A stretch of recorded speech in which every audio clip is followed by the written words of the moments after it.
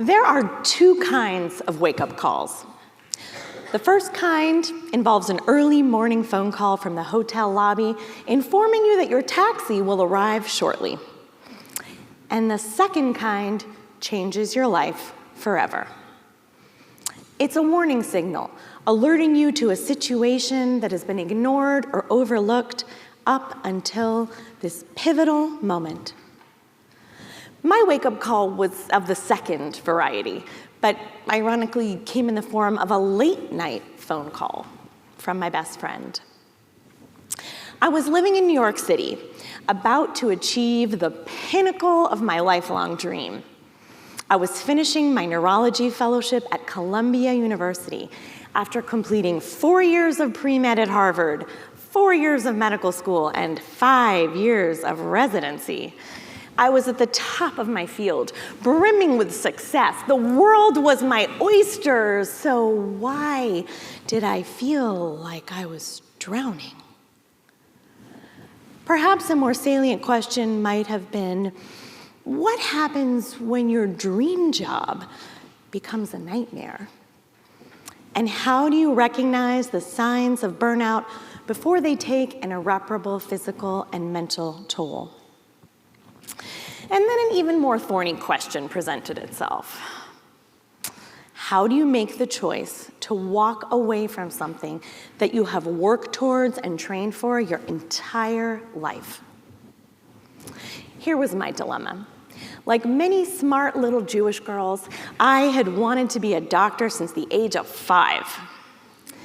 But this wasn't just a popular career choice that elicited oohs and ahs from friends, family, and teachers.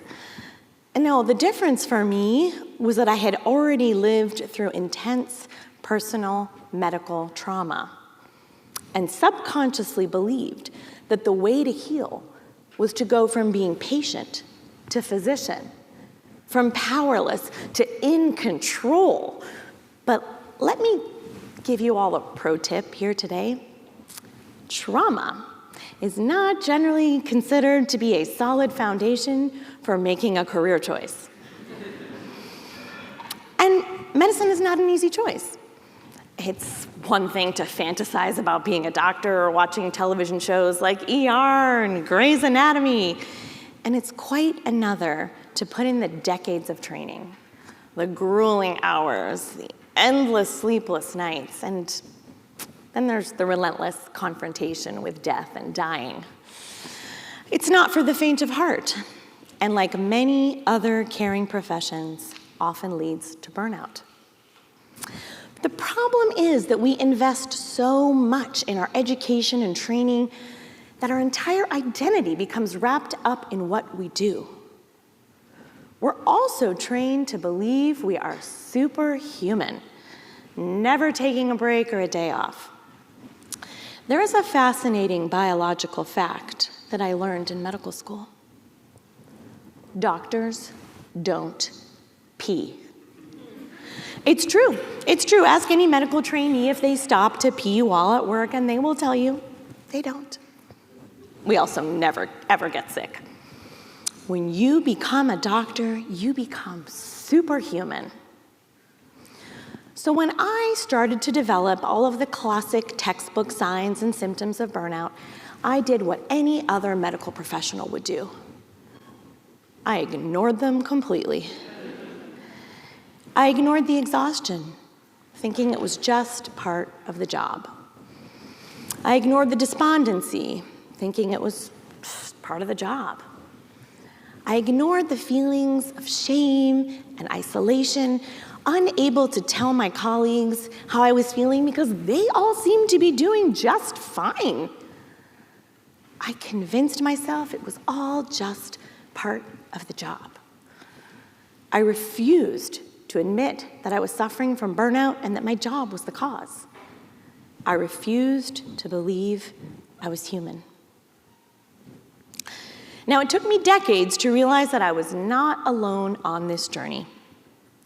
Burnout has reached epidemic proportions, particularly here in the United States, where 89% of workers were suffering from burnout within the last year. In 2021, at the height of the pandemic, burnout was the #1 reason cited for leaving a job. Even the World Health Organization recognizes burnout in its international classification of diseases. But they make sure to note that it is an occupational phenomenon, not a medical condition. But I beg to differ. The term burnout was first coined in the early 1970s by German-American psychologist Herbert Freudenberger. It started out as a slang term used to describe advanced drug abuse in the clinic where he worked. But Freudenberger applied it to the consequences of severe stress in the helping professions. Over time, experts have not always agreed on how to define or measure burnout, meaning that it often goes undiagnosed and underreported. Based on the literature and studies by psychologist Christina Maslach in the late 1970s, we can generally agree that there are 3 characteristic hallmarks of burnout. Number 1, exhaustion. People suffering from burnout will experience a bone tiredness that goes beyond just a poor night's sleep. It's the kind of exhaustion that can't be fixed with a weekend off or a few extra vacation days. Number 2, cynicism. Work becomes frustrating and stressful, evoking disillusionment about the work itself, loss of trust in the organization, and even distancing from colleagues, which even fuels symptoms of isolation. It can lead you to believe that nothing you do makes a difference. And finally, reduced productivity. Burnout leads to decreased performance and completion of tasks, reduces concentration, and increases irritability, both at work and at home. Burnout can also lead to a whole host of physical consequences, from headaches to insomnia, to impaired immune function, musculoskeletal pain, and even cardiovascular disease. Now let's take a moment and talk about the unusually high prevalence of burnout in medicine.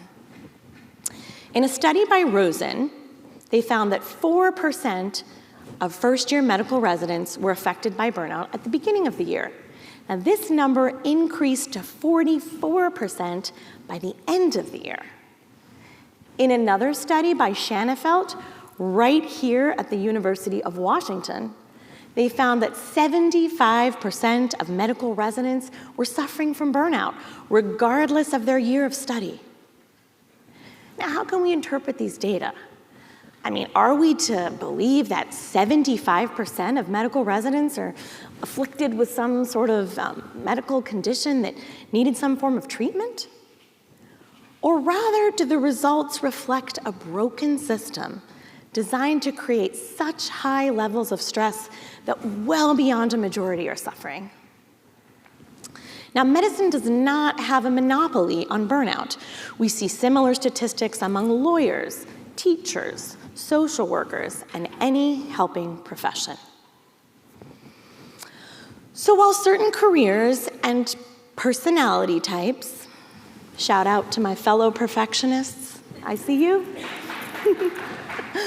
increase the risk of burnout, our current societal structure and values place us all at increased risk.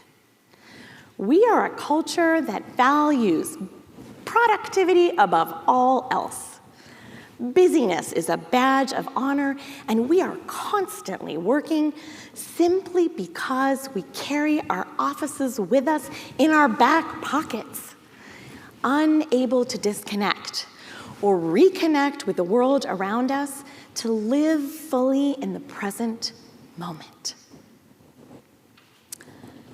Now let's go back to the moment that changed my life forever, that late night phone call. It was my best friend from medical school calling to tell me that her 35-year-old husband, the same age I was at the time, had collapsed while playing Frisbee. They had rushed him to the hospital and attempted to resuscitate him, but nothing had worked. He was gone. After the crushing shock and grief of that moment, I knew in an instant that I was at a crossroads. Faced with the possibility of my own mortality, my pain and suffering suddenly became crystal clear. I was burned out beyond belief in a career I was supposed to love. I knew I had to drastically change course. I could no longer put my health and happiness on layaway, hoping that someday things would improve. Because what if that someday never arrived? And so over the next few months, I began the excruciating process of extricating myself from medicine. And I truly believe that I was only able to do this because of a Turkish proverb that gave me permission to do what felt impossible. No matter how far you've gone down the wrong road, turn back. I found a new job, got married to a doctor, no less, became a mother, and 10 years later, I eventually found my way back to medicine on a completely different path on my own terms. Now, as a former neurologist now practicing functional medicine, a branch of integrative medicine that focuses on whole body systems and root causes, I have observed a pattern among my patients that I recognize all too well. Overextending ourselves in an attempt to simultaneously juggle multiple responsibilities is leading to physical and mental exhaustion. Our incessant multitasking and efforts to cram it all into an already packed schedule lie at the insidious root of our exhaustion and burnout. The question most people want to ask is, how do you do it all?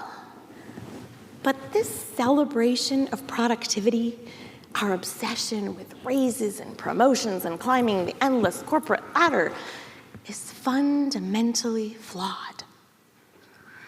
The epiphany that has revolutionized my medical practice and my personal life stems from a change in perspective. What if, instead of trying to do it all, we simply tried to do one thing less? Now, this question, inconsequential as it may seem, is a profound act of self-preservation. It is a reorientation towards quality over quantity, intent over frenzy, wellness over barely surviving. It is a pragmatic strategy rooted in prioritizing tasks and making small, deliberate choices. Now, what might this look like on a practical level? Well, I'm glad you asked that question. So let's say you have a long list of errands to run. Cross one off your list. You're booked in back-to-back-to-back meetings all day. Reschedule one. You're preparing a meal with 3 side dishes. Just make 2.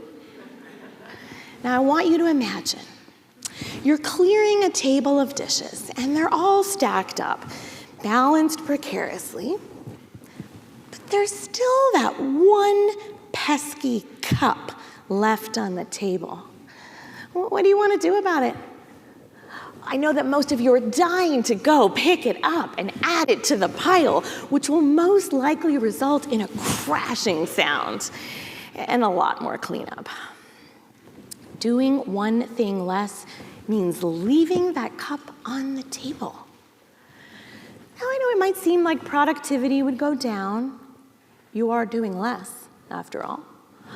But the amount of time saved in reducing errors and sweeping up broken glass would suggest otherwise. Now, the beauty of this approach lies in its simplicity, in stark contrast to other conventional, more convoluted high-performance strategies. In a society obsessed with the latest productivity hacks and optimizations, advocating for doing one thing less is radical. But that's its power. It's not another item on the to-do list. It's not another method requiring a spreadsheet or an app, but a subtle, powerful retraction that allows space for reflection, recovery, and intentional action. Advocating for simplicity and reduction is both innovative and urgently needed. It is a crucial first step towards a future where burnout is the exception, not the norm. And so, I will leave you with a few final thoughts.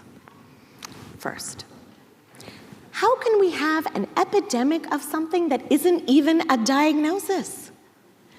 We need research into the biology and pathophysiology of burnout. We need studies that look at biomarkers, early detection, interventions. Only then can we begin to truly understand burnout, how to prevent it and treat it. Secondly, we need change on a systemic, societal level. This problem should not be left up to the individual to solve. No one should be forced to attend multiple mandatory burnout workshops that just become an additional burden. Rather, we need to follow the lead of other more enlightened countries and advocate for shorter working hours, increased vacation time, hybrid positions, greater flexibility. And while we're at it, paid maternity and paternity leave.